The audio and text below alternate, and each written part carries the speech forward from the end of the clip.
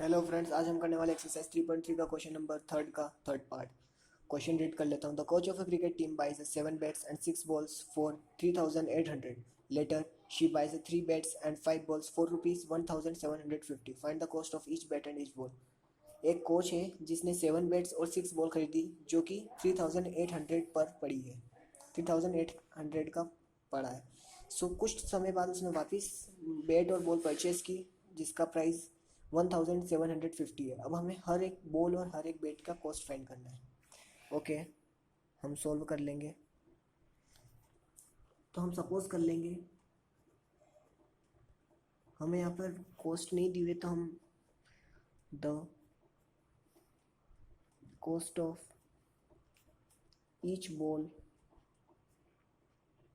The cost of each bat is x. हमें उसका cost दी नहीं, हमें फाइंड करनी, तो हमने एक्स मान लिया है। And the cost of each ball is y. So हमें फर्स्ट में क्या दिया है, 7 बैट लिए हैं और 6 बॉल लिए जो कि हमें 3,800 का पड़ा है। सो हमारी ये इक्वेशन नंबर फर्स्ट हो गई। देन सेकंड में हमें क्या दिया हुआ है कि उसने कुछ समय बाद 3 बैट्स लिए हैं और 5 बॉल्स ली जो कि उसे 1,750 का पड़ा है, जो कि इक्वेशन नंबर सेकंड है।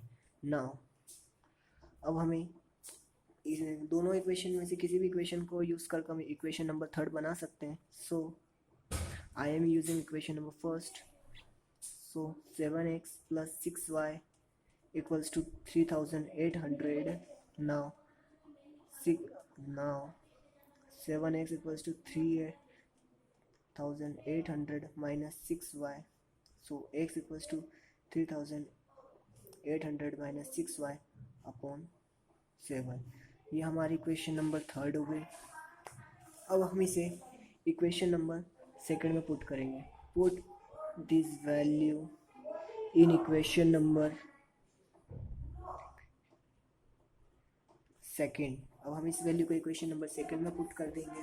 सो 3x की वैल्यू हमें यहाँ दिख रही है 3,800 minus 6y upon 7 plus 5y as it is equals to 1,550।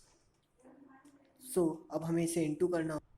अब हमें 3,800 को 3 से मल्टीप्लाई करना होगा, तो हमारा आएगा 1,140 माइनस 600 18y। देन अब हम इन दोनों को डिवाइड कर देंगे, प्लस 5y। तो अब हम ये डिवाइड में चले जाएगा, 1,750 एज इट इज। देन